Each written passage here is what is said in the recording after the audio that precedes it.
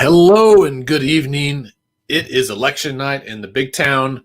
Welcome to Let's Pod This Live special election night edition. I even made special graphics and music for us tonight. I hope that you are somewhere cozy. It is 7:02 p.m., which means the polls in Oklahoma are closing. If you are in line for a poll to vote, please stay there. You can vote if you're in line, but they are not allowing new people to get in line. And if there's no one there, they're closing down, they're counting those ballots, and we should have some results momentarily.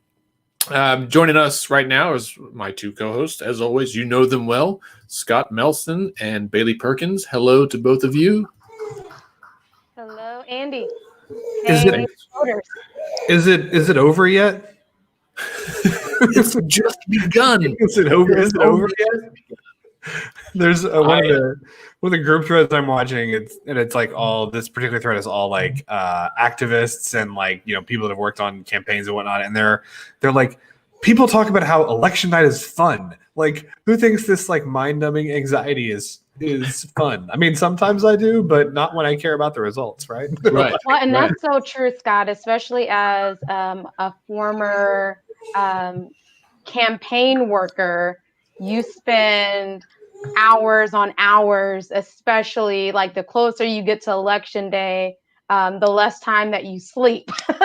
And so you are on pins and needles after 7 o'clock, hoping that you knocked enough doors or you made enough phone calls or you made the right strategies to reach just the right amount of voters to get you over the finish line. So it is very anxiety inducing, but for those of us who like the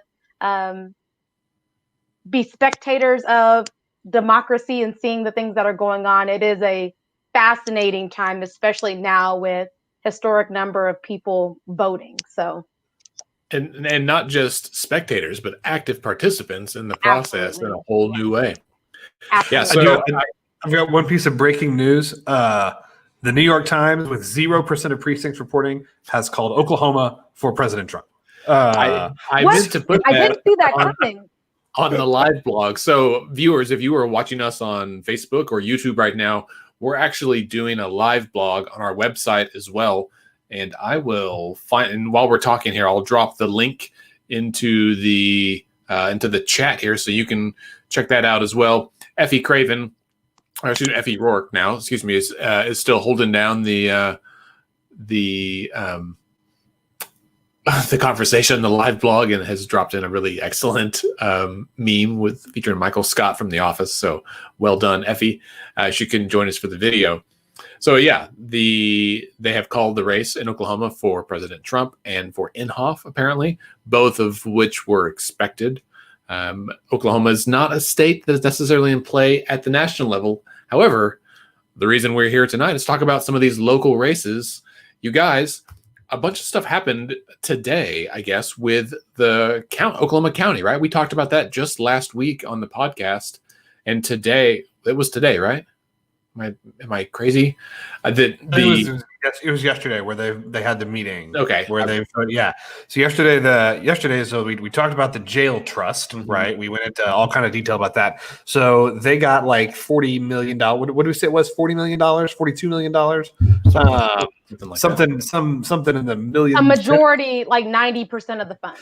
Yeah, a big ass bunch of money from Oklahoma County and CARES funding. But the jail trust yesterday said, as it turns out, we're not going to be able to spend all that by December 31st. So they voted to send $25 million of it back to the county, and they have a budget for the remaining 15. So I think there's still going to be some legal stuff that plays out to see whether they even get to keep the 15. But they've already said, no, 25 million of this we're going to just send right back to you. Well, and Scott, what that also means is that Oklahoma County has about less than 2 months to make a decision on how they want to spend $25 million based on the parameters that they have from guidance from the district attorney's office. So while this is a good thing that the money is being returned back to the county, it also creates a sense of urgency to figure out what can the county do with this money before they have to return it back on Right. December 31st. I would welcome this problem in my personal life. If someone would like to gift me $25 million with the challenge of spending it before the end of the year, baby, I got a list of things to blow that money on. However, it's not personal money, right? This is for the county to do important things.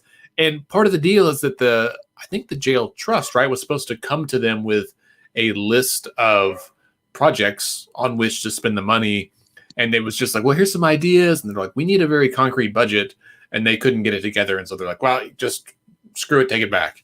Well, Andy, so and now, not just the concrete budget, but what are the parameters that you can use that money on, right? Right. So you can't just spend it on any kind of project. It has to be related to COVID relief and COVID related expenses. Right. And that's tough to quantify. This happened all the time with when I was working at the university with our federal grants for HIV and AIDS. People would be like, well, can't you just spend it on whatever? I'm like, no, like there would even be grants come out. And people are like, why don't you apply for it? I was like, because it's only for these 5 things and we don't do those 5 things and we can't start one under this grant. And so you have to just pass on money. It's heartbreaking, right? Like, especially when people are in need, which is the case right now. Well, let's turn our attention back to the present because all eyes are on some of the races tonight. Certainly the presidency, which we may not have a concrete result in before we all go to bed tonight. I'm planning to stay up indefinitely, I think, this year. Although I've switched from coffee to booze, so we'll see how that works. But aside from the presidency and aside from some of those high-level races in other states, there's obviously a ton of races right here in Oklahoma, many of which we've covered here on the podcast. Let's talk about the state questions first. State Question 805 is a criminal justice reform measure that would do away with sentence enhancements, right? So people that have had past nonviolent crimes, their sentences for their current thing or future ones might be enhanced, made worse, made longer. And this would do away with that. What do you guys think we might see on how the vote comes down?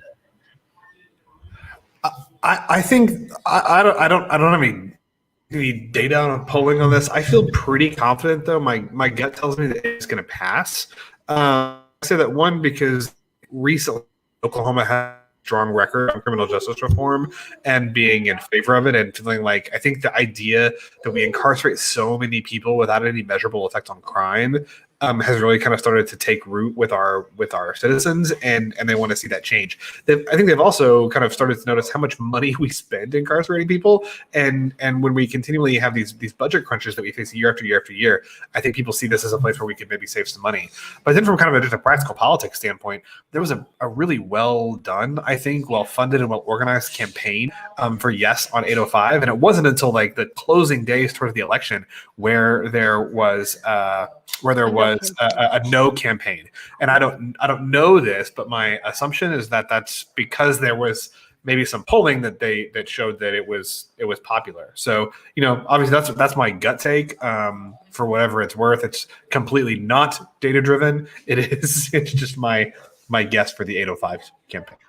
Well, Scott, I also want to lift that I'm not as confident that it's going to pass easy sailing because of the coalition of people who have rallied against it. There's been a strong argument by the No campaign about domestic violence and other ways that nonviolent crimes are categorized. And it seems like that's resonating with some people.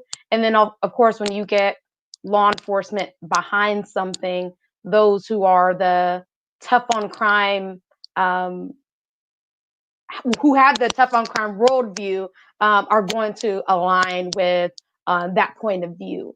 And so while I think the state question will pass, I think it will be closer than what we expected. And just imagine what would have happened if the no campaign would have started sooner with the messaging that they had. I think the well-funded campaign for yes on 805 and the strong messaging that they had starting from the beginning is what's going to get them over the finish line, in my opinion. And you could be 100% right. And to your point, Bailey, right now this is with no election day votes. This is absentee and early votes only, which totals 107,911 votes. But with those 107,000 votes that have been counted so far, the no's are up 58% to 41%, so 59 to 41. So it may be that again, that's early and absentee, where I think we're going to expect well over 1 million votes will be cast in this election. So we'll see what happens. But the no on State 05 folks are out to an early lead. Well, it's it's going to be a nail biter, and I think it's interesting because we had 780 and 781, and those passed. But my sense is, and again, like Scott said, I don't need polling to back this up. There's a lot of voters that kind of feel like, did that do anything? And do we need to amend the Constitution for this deal? The no campaigns messaging around domestic violence and animal abuse is very emotionally evocative, and I think that's probably compelling to a lot of people. The animal abuse resonates with people who live in rural areas, right? Yeah, right. And they're the ones we're going to see a strong turnout of the vote this election. Which is interesting, because didn't Governor Henry win on like eradicating or ending cockfighting? Wasn't that part of that whole election in which he did not win a lot of the rural areas? So that's a whole other topic that we could dive into another time. I do think it's going to be really close. And, after 780 and 781 passed, we saw the legislature, some members of the legislature really push back and talk about repealing those measures because they were only statutory changes, not constitutional. And I think I suspect part of the intent in making this constitutional was to say, we're doing this and y'all can't change it. I completely agree. The legislature created this problem by trying to undo the will of the people. And so we're going to see a lot more ballot measures that go for constitutional changes because the legislature has created this concern that the voters and the people are going to make this decision and then they're going to go back and undo it. So yeah. Right. Yeah. I mean, we saw that with Medicaid expansion. We saw that with medical marijuana. We've got 805 now. The next state question we'll talk about is 814. It was also at the very bottom of your ballot. Well, Andy, before we get into 814, I wanted to also mention on 805 that another complication is that usually on certain state questions, you can see clear distinctions on party lines. And on this state question, you have people across political spectrums on the yes side or on the no side. So it's really interesting. It's one of those like strange bedfellows type of concept because you have some conservatives and liberal leaders on the yes side, but you also have the same mix on the no side. So it's really interesting to see that there's not like a clear distinction of where people would likely fall on this issue outside of law enforcement versus non-law enforcement. Right. Yeah, it's funny. I was doing some, ice storm cleanup today and thinking about that very issue that, rarely do you, maybe never ever, do you see an issue that the ACLU supports that also OCPA supports, right? And to have both of those organizations backing this should tell you something, right? And it's not just them; it's like everyone in between. That list of endorsers that they put out was pretty significant, and that's not to diminish those that are opposed to it. I think we all understand the concerns, but it will be very interesting to see how it goes. So, any other thoughts on 805 before we move on? Hearing none, state question 814 is the other state question on there, and with impeccable timing, State Senator Greg McCourtney is joining us. So I'll bring him on in just a moment, but state question 814 is a legislatively referred measure that would change the money that flows into the TSET fund, not the money that TSET spends, but it changes how the money goes in. Currently, 25% go to the legislature to appropriate, 75% go into the TSET fund to kind of grow that corpus, as it's called. And this would flip that so that 75% of future revenues would go to the legislature to appropriate, 25% would continue to flow into the corpus. And there was a Twitter exchange. Scott was involved in this earlier this week. And so I'm going to welcome to the program a friend of the pod, Senator Greg McCourtney. Hello, sir. Thanks for joining us. Thanks for having me. Good to be here. Good to be talking and not tweeting with Scott. So it's good. Well, it's always good to see you. You've been on the show a number of times, and we always appreciate you making the time. I know you've got you're doing a fun family night of election watching tonight because you said this would be the last time that you and all of your children would get to be at home together for a presidential election. So we appreciate you taking a few minutes to step away from them and to communicate with us. Absolutely happy to get to do it, and yes, just finished about 15 minutes on the Electoral College with my kids. So I love it. You're doing it right, because that's how we raise the next generation of voters is get them involved now and teach them about the process. So I definitely commend you on it.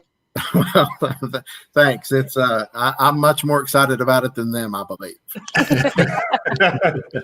Well, Senator, what is your, just kind of across the board, we'll get into specifics in a minute, but what's your general sense of election night so far? What have you observed so far? What are you thinking you're going to see throughout the night? What's going to happen?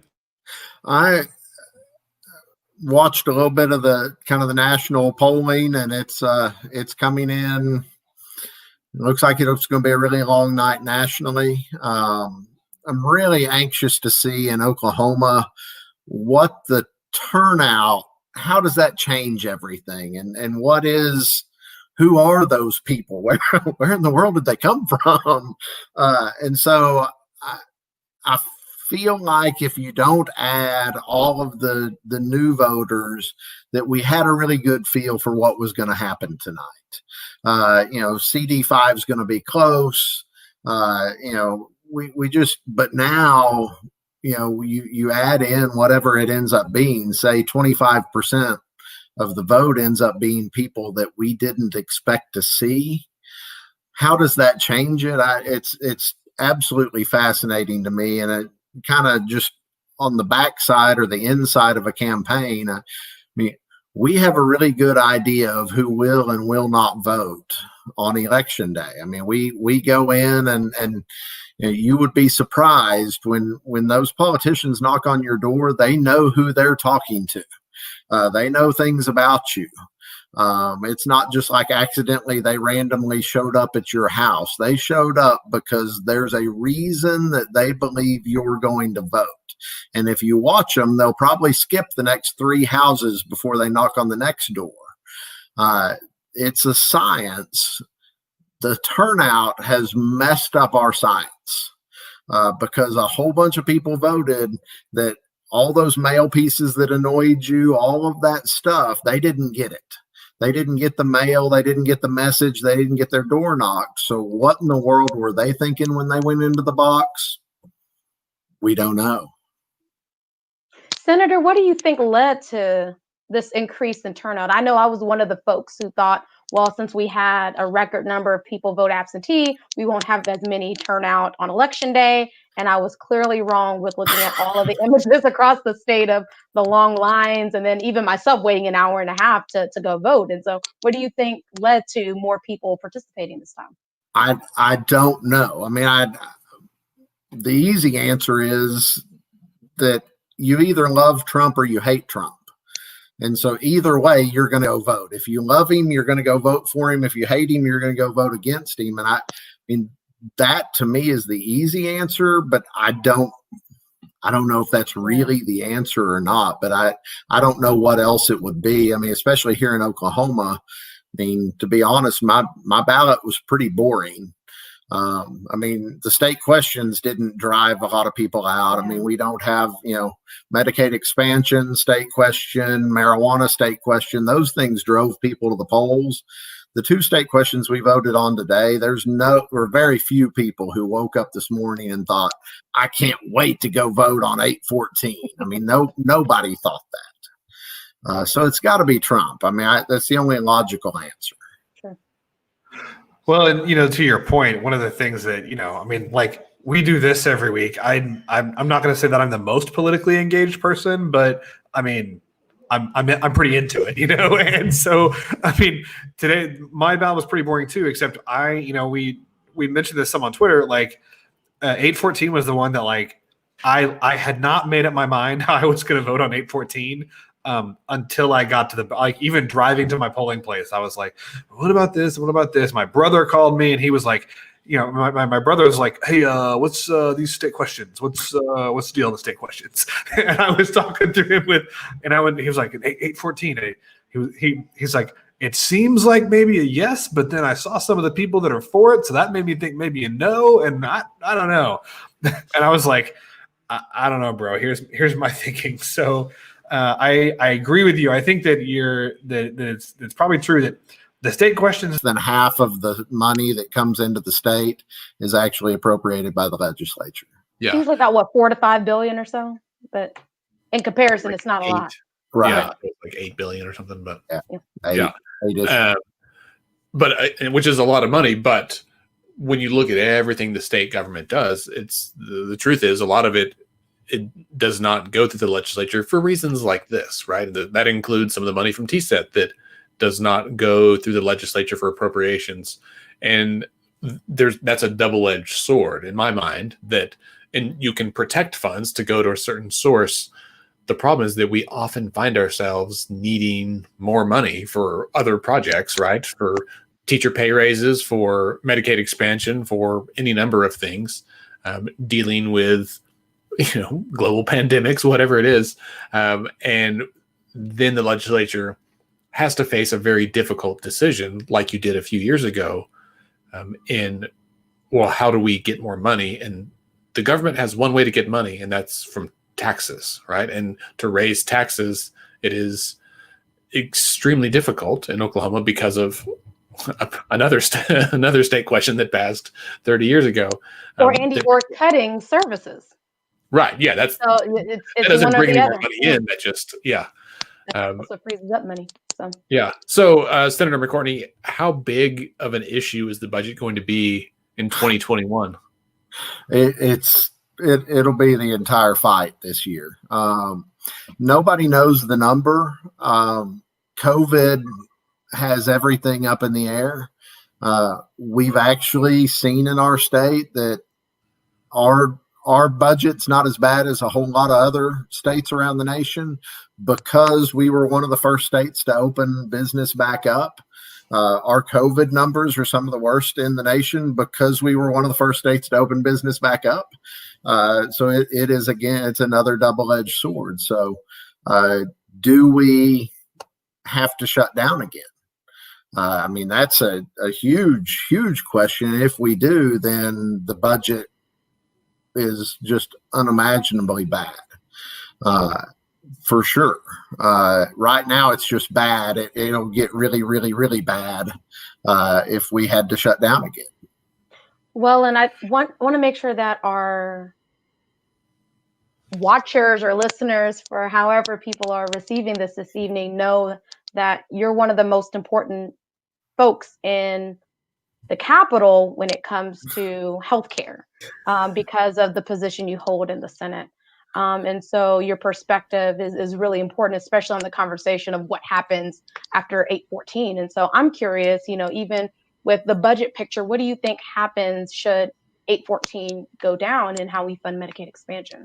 Right. And that's why I was so passionate, and I try really hard not to fight with anybody on Twitter, and failed this week on 8/14, even though I knew it was going to fail. I think probably just shows my desperation. So Medicaid expansion, and again, COVID makes it really hard to guess. I've always said Medicaid expansion would cost about $140 million. With COVID where it is or where it's been, that number may easily shoot to $200 million. Yeah. So we have a brand new $200 million mandate that we're going to have to spend that money. I mean, there's not an option not to. There's not an option to put it on a credit card. We have a balanced budget mandate inside of our Constitution. So my job and the appropriations chair, more than me, will be to find that $200 million. To be honest, 70 million of it is pretty easy to find. So it's just $130 million. That's all. It's no problem. And that's why 814 would have given us $30-40 million, somewhere in there. And that's money we wouldn't have to cut from somewhere else. And going back to Andy's original, we only have control over less than half of the money already. So there aren't a lot of pots to pick it out of. So do we cut? And this is where I was on Twitter. I mean, do you end up cutting the current Medicaid programs to pay for the new Medicaid program? And if so, is that not just the dumbest thing we've ever had to do? I told Scott earlier that. Sorry, I told Scott earlier that the idea of the legislature having to cut provider or trying to cut provider reimbursement rates in the midst of a global pandemic may be one of the worst ideas that the legislature's had that I've heard of.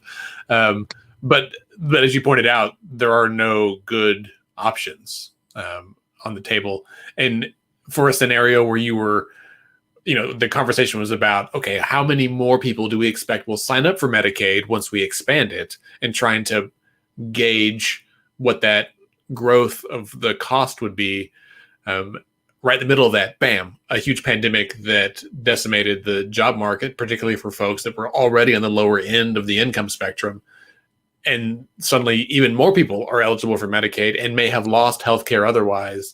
And so whatever that cost was that we thought it might be has now indubitably gone up. But trying to hit that target without knowing what happens this winter with, or next spring with additional spikes in cases and, there's all these unknown factors. I feel like all year we've been living, week to week and somewhat unable to plan out, a month or 2 months or 3 months down the road. And my genuine empathy for you all in the legislature and having to try to do that for the next year for our state. Well, and when you consider too that some of the folks that are most likely to need sooner care are also some of the folks that are most likely to have severe coronavirus cases for a number of reasons, and that the average cost of a coronavirus hospitalization is $72,000. So it's not only that we may have more people that need sooner care because we're in a pandemic, they may be sicker, and the thing they may be sicker with is can be very expensive to take care of if you're really sick. So yeah, I don't envy you having to find $130 million on a budget that's already looking at what, $1 billion short, give or take. Yeah, we could, and we have no idea what the number is, but it's entirely possible that we come in needing to find $1 million or $1 billion, and we're going to add another 100 and whatever million dollars to that hole.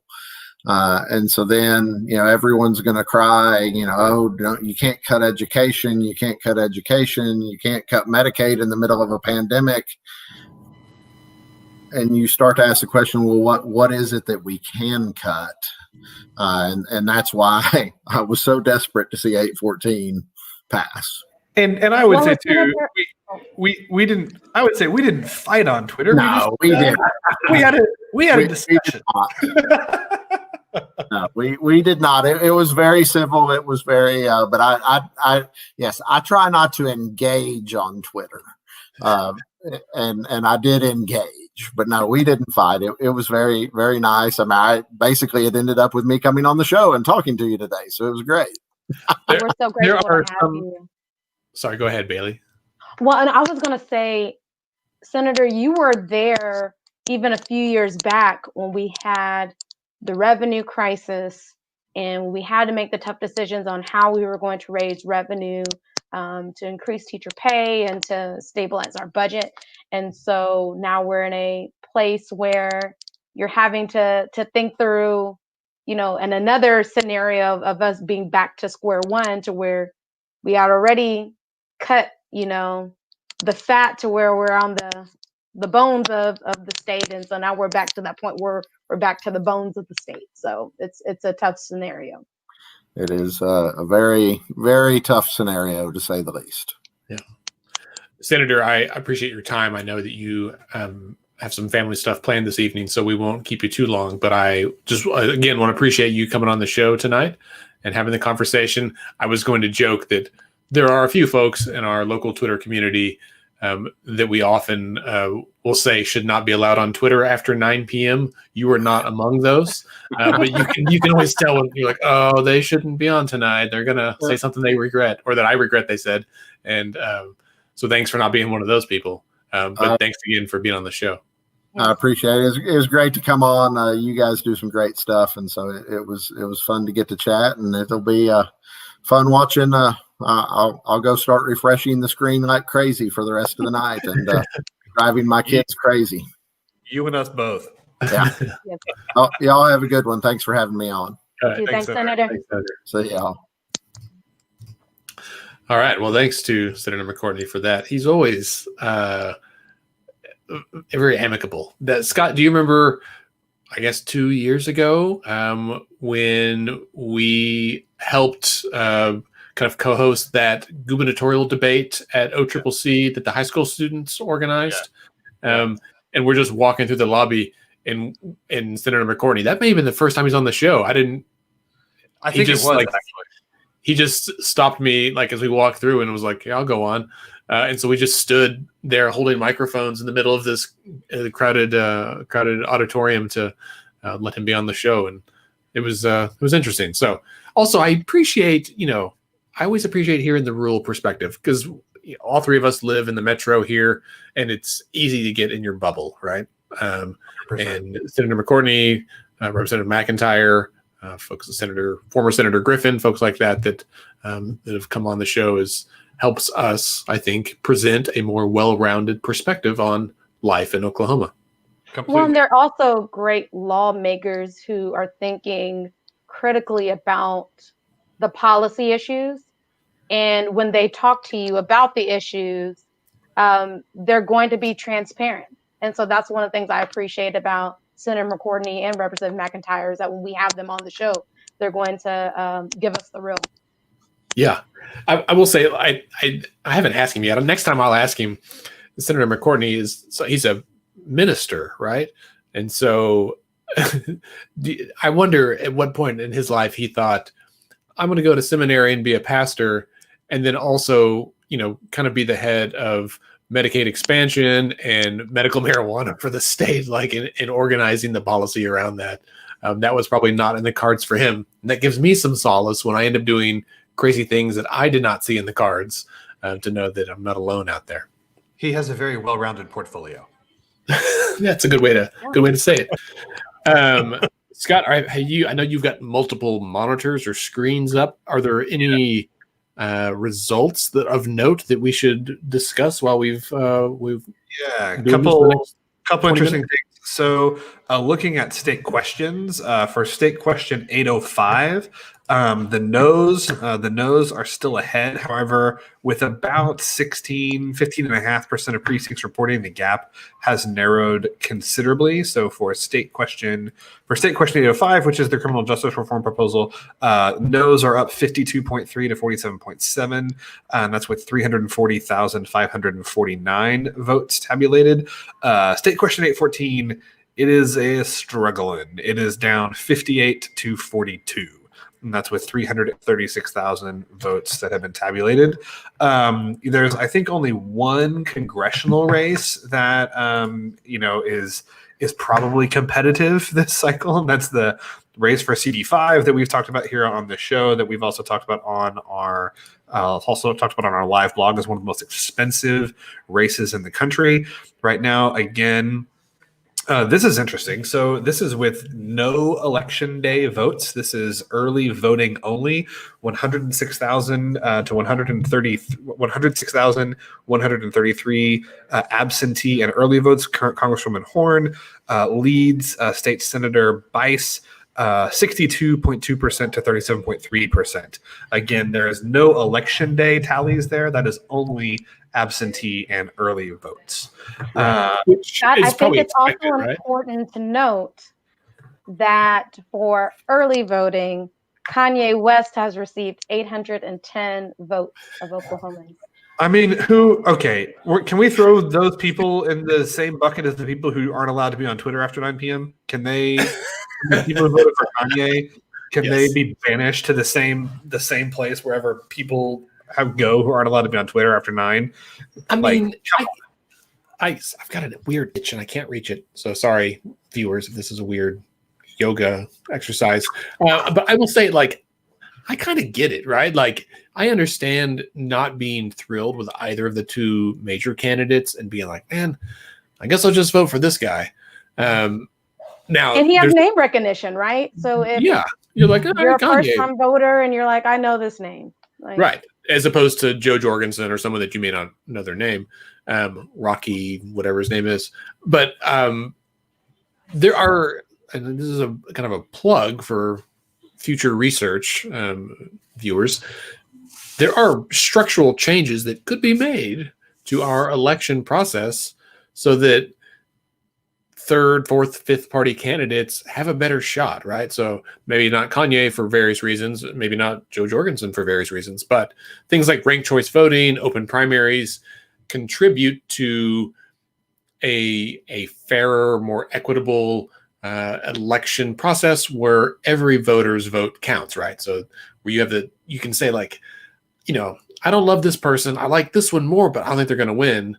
With ranked choice voting, you can vote for the candidate that you support the most, and then you can put the second person as your number 2 choice. So even if your number 1 choice doesn't make it, you might get your number 2 choice in there. And somewhat of note, today is the first time that ranked choice voting is being used in the presidential election in the state of Maine. And check out that live blog. That's right. So on our live blog, as we've mentioned, you can see it in the comments there, Effie Rourke, who is a former board member of Let's Fix This, lives in Maine now and got to use it for the first time. She said it was very interesting. And so it is also of note, ranked choice voting is on the ballot today in Massachusetts. I think it is Proposition 2 there. Yes on 2 is the campaign in support of it. And so we will see if it gets approved in Massachusetts. I haven't checked Twitter to see how they're doing, but that's a pretty significant thing. New York City recently adopted it as well. You're starting to kind of see it in some of those, things start on the coasts and eventually make their way to Oklahoma. Well, Andy, we always talk about on the show how our state governments and local governments are our laboratories for democracy, right? And this is a prime example that if there's something that we don't like or we want it to be different, we can take the opportunity to change it. And so Maine is doing just that. And we have the opportunity to watch them to see how this works and if it could play out in Oklahoma or Wisconsin or wherever in the country that could see, hey, this is how this change and how we do our elections could work. Yeah. Scott, do you have other races you were looking at? Yeah, so just a quick update on the national picture. So it appears increasingly likely that, contrary to my prediction, Florida is going to go to President Trump. Probably something in the neighborhood of maybe 2-ish points. He's up there by about 2 points. New York Times is projecting he'll win Florida by about 3. Texas. Can I ask what was the margin in 2016 for Florida? I will have to go back and look up. I don't have it right there, but I think what seems to be happening, what's happening right now in Florida is that Joe Biden is actually outperforming Hillary Clinton almost everywhere across the state, but he underperformed her by about 20 points in Miami-Dade County. So turnout among Democrats in Miami-Dade County was substantially lower than they expected. And also it looks like President Trump, specifically Miami-Dade County, is doing significantly better among the Latino population than was the Cuban vote, right? Yeah. So I think the Cuban population is the majority in Miami-Dade County. It's a big chunk for sure. Now, something that's interesting, and this is getting a lot of buzz on Twitter, is in 2018, everybody was talking about what are the possibilities of, the quote unquote, the blue wave, right? When Democrats would retake the House and how are they going to do in the Senate, et cetera, et cetera. One of the things that happened in 2018 was that Florida, as per usual, was one of the first states to count their votes and one of the first states where results were known. And Republicans had a great night in Florida in 2018. They picked up the governorship, they picked up a Senate seat, and did really well. And so a lot of people thought at the beginning of the night, like, oh man, are all the polls wrong? Was all the data wrong? Is everything wrong again? Right.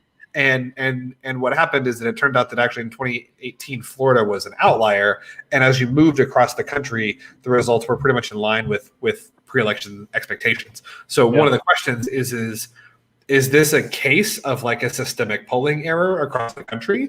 Or is this a case of like Florida going to Florida and we'll see what the rest of the country looks like as results start to come in? Another interesting race, I don't know what's likely to happen there or not, but currently in the, I'm not going to call it the great state of Texas. Andy probably will. But right now in Texas, with 61% of precincts reporting, Joe Biden is up by 3.5 points on President Trump, with hefty margins in Dallas County, Harris County, Williamson County, Travis County, Hayes County, as you'd expect, Bexar County with San Antonio, Harris County around Houston. The vice president is doing very well there. And Harris County is the area where there was the controversy about the drive-through ballots that were being casted, where there was a court decision to keep those 127,000 ballots. So, it's going to be down to the wire in Texas. Yeah, for sure. But Florida, Georgia, there's 25% in, don't know much there. North Carolina has 67% of the vote, 67% of the vote counted. At the moment, with 67% of the vote counted, Joe Biden leads in North Carolina 52.6 to 46.3. So a 6-point lead for the vice president there. However, there's lots and lots of outstanding election day votes. The New York Times is right now projecting that's a lean Trump, that the president will win North Carolina by about 1 point, but we'll see what happens there. Other interesting races. I think we have some interesting races here locally. Andy, what are you looking at? Yeah, so I'm just scrolling through, and what I see overall is that primarily incumbents are winning, right? So regardless of party, if it's a Republican or a Democratic incumbent, they are ahead. After the absentee or early vote, that is not always the case everywhere. For example, in Lawton, Daniel Pay, who's the incumbent, he's a Republican. I think he was the youngest member of the legislature when he got elected a couple of years ago, but he's he among the youngest. So, because I know Emily Virgin was 21 when she was elected, so he's definitely that's right. Yeah. So Representative Pay, was losing after the absentee and early voting, but there's no, I need to click refresh, but no election day votes. And so because he's Republican, things like that early voting, absentee voting tend to trend towards Democratic candidates. So that very well may shift. But it's, overall, I think a ton of, incumbents. We mentioned earlier State House District 93, which is Mickey Dolenz and Mike Christian. And again, none of the precincts reporting yet from today, but on the early and absentee vote, Mickey Dolenz with a 2-to-1 lead, basically. And when I say 2-to-1 lead, as a reminder, listeners, viewers, right? We're talking about like literally dozens or hundreds of votes. So, between absentee and early voting in this particular race, Representative Dolenz has 1,300 votes. Mike Christian had 580. And so it's really, a matter of just a few hundred votes in some cases. And we will very certainly see that margin get smaller as we go along, particularly in things like, there will be races that it comes down to dozens or even, hundreds of races. So be very curious. I haven't looked at the Oklahoma City charter measures yet. Have any of you guys looked at those? Not yet. Let's flip through. And Hey, also to our live listeners, you can go to elections.ok.gov and you can see some of the live results through the Oklahoma Election Board's interactive tally. So Yeah. So I just pulled up the Oklahoma City proposed changes to the charter, and they are all strongly in the yes column, like by a substantial margin, 80%, 20%, or greater on almost all. I'm very confident that all of those propositions are going to pass. Yeah, I feel like it's one of those things that people don't really know about it, and so they just like, well, it seems like a reasonable thing.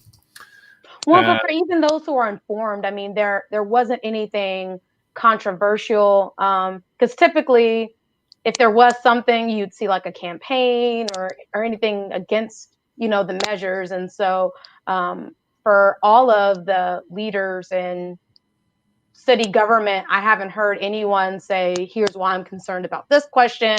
I mean, they've been discussed as, updating the charter to meet current times and current needs. I mean, even with the question of changing council man to council member, council person, Right. And so Right. I think even the fact that there isn't anything controversial is going to make it easy for those propositions to pass. Right. Yeah.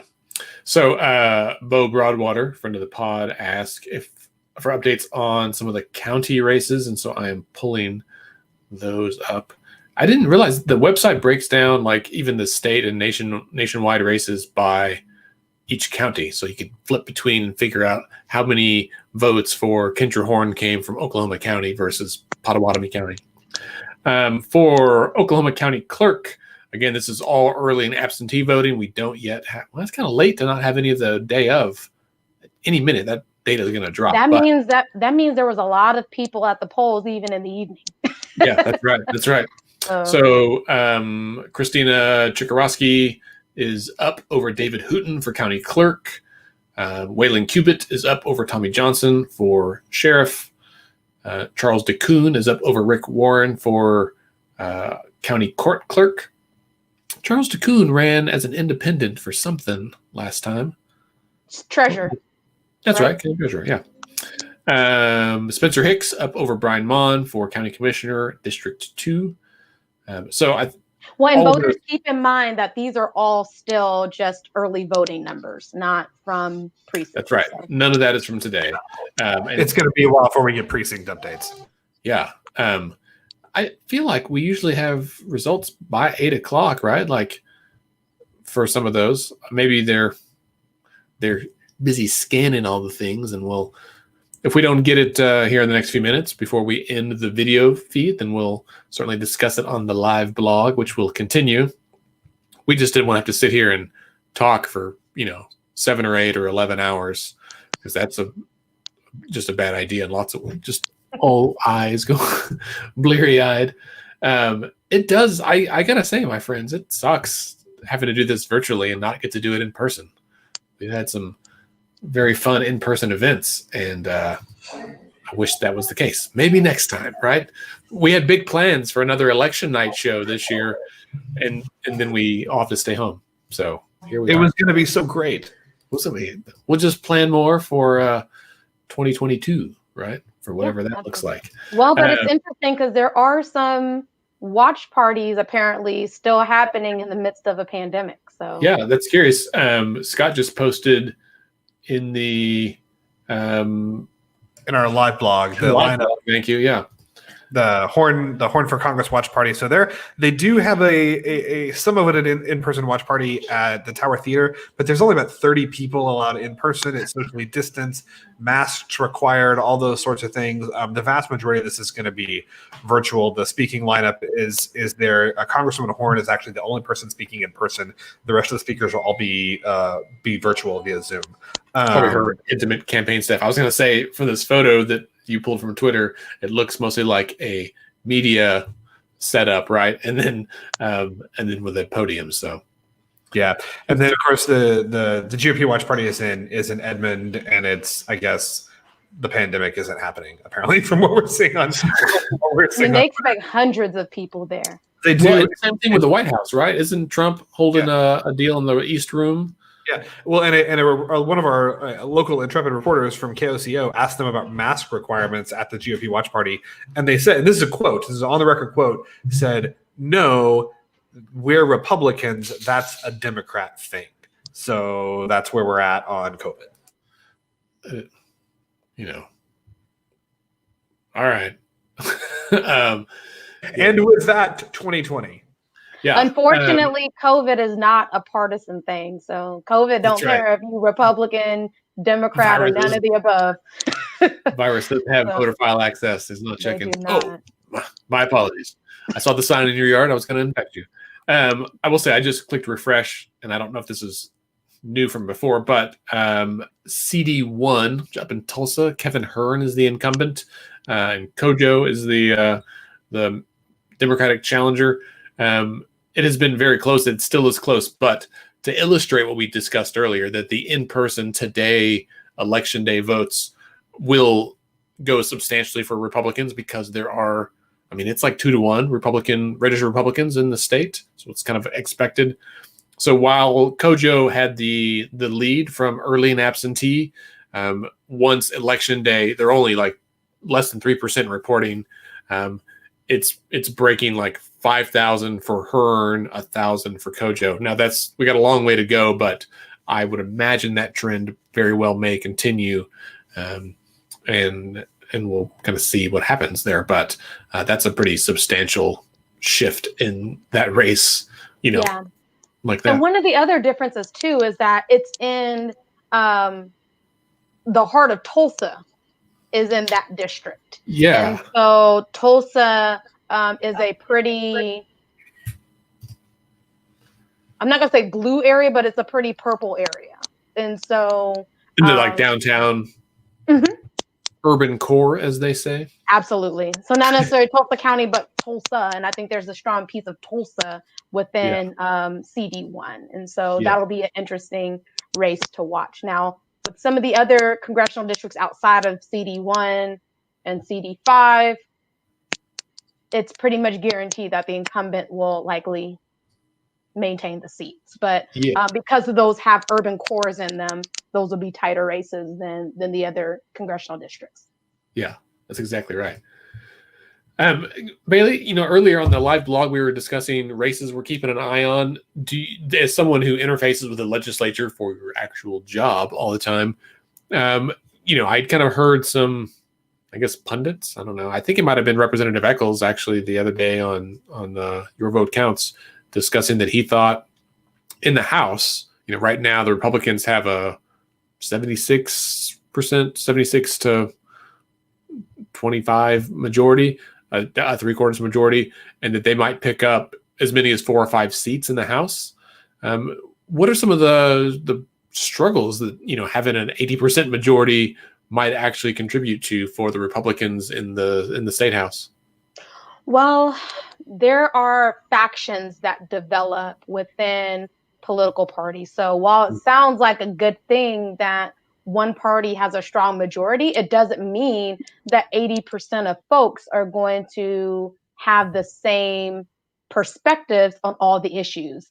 In Oklahoma, especially, there's a rural-urban divide that is real. And sometimes you'll see differences, not even on party lines, but based on people who may live in a rural area versus an urban. For example, the governor's decision to shift the health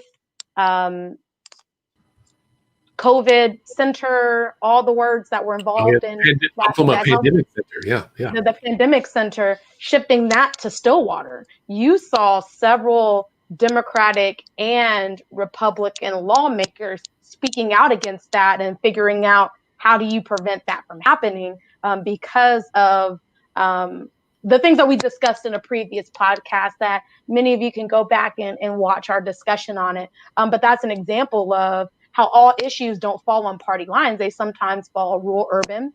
Yeah. Sometimes even like on public education, you'll see a lot of conservative rural lawmakers who are very strong advocates of public education over school choice, right? Yeah. And so having a stronger majority just means that it's going to have more of a hassle trying to herd everybody to be on the same page about something, especially during such a critical time as going into another turbulent budget season where you have to make decisions on funding, as Senator McCourtney mentioned, about $200 million for Medicaid expansion, but also holding important agencies that do core services harmless. And so there's going to be a lot of tough decisions that are going to be made, and they won't have anybody to blame if they have an 80% majority, because Republicans by themselves will be able to make nearly any decision. So Right. it does add some Except- complexities, although it sounds like it'd be good to have such a high majority. Right. With 80 votes, they'll be absolutely incapable of raising taxes on anyone. That is the one thing that they'll be unable.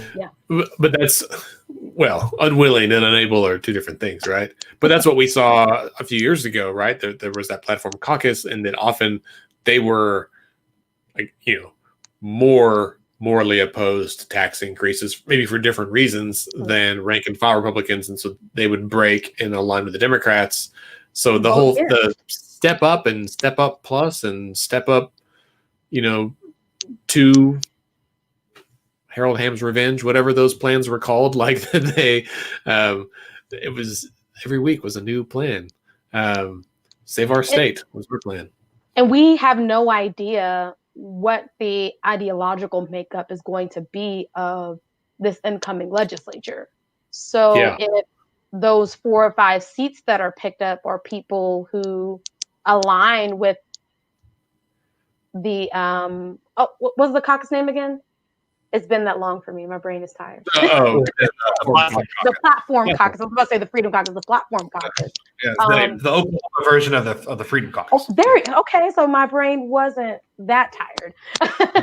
But that particular caucus, could just rebirth those challenges all over again in a critical time where Republicans in the House, the Senate, and the governor's office are really going to have to work together for strong solutions, because it's going to be a tough time for our state. Yeah, that's exactly right. One thing before we get out of here, this is from 39 seconds ago on Twitter by Paul Monies, who is a great reporter with Oklahoma Watch.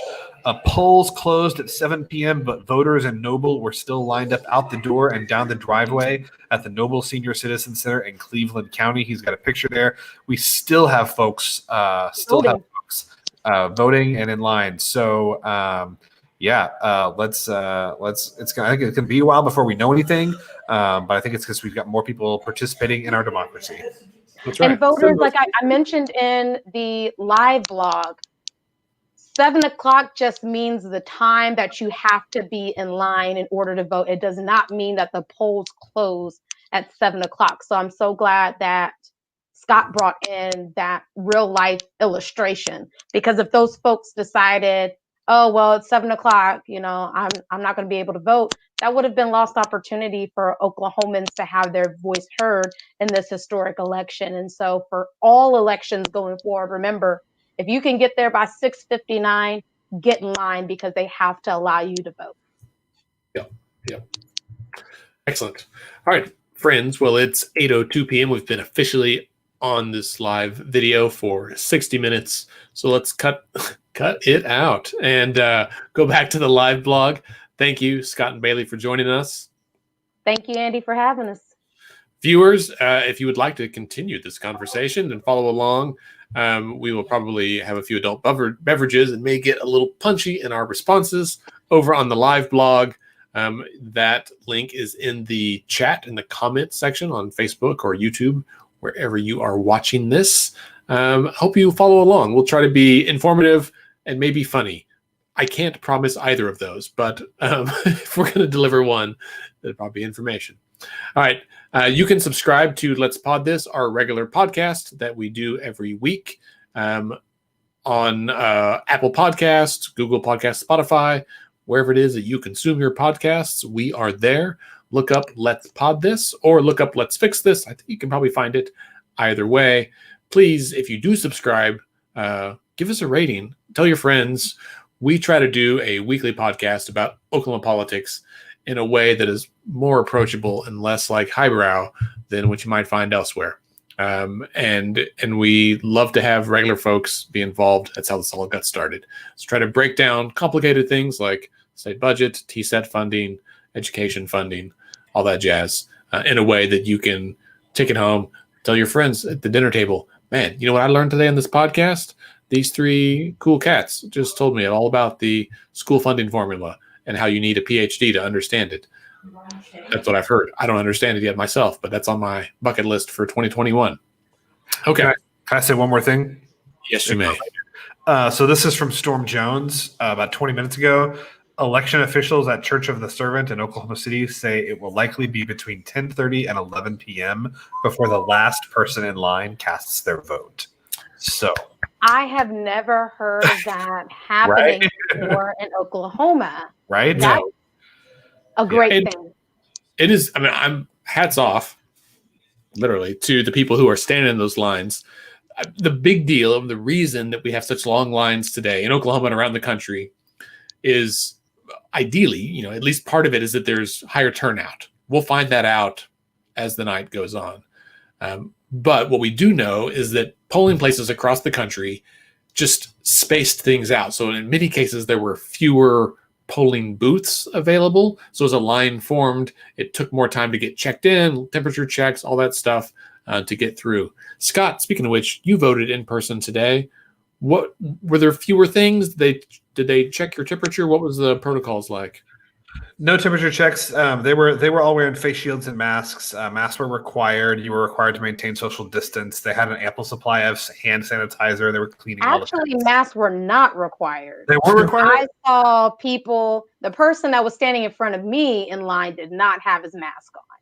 So Haley, you had the dude the dudette, the person in the orange thing. He right? was way far in line. I was very impressed with somebody had a hazmat suit on at my polling place. So I wish I had one available to walk around everywhere, especially the polling place with a hazmat suit. Yeah. And the grocery store. I'd go to Walmart if I could have one of those, I think. Right? Yeah. All right, cool. Well, Bailey and Scott, I'll see you on the live blog. Viewers, hope to see you on the live blog as well. Everyone else, take a deep breath, unclench your jaw, relax your shoulders, drink some water, and buckle up. It's going to be a long night. We'll see you later.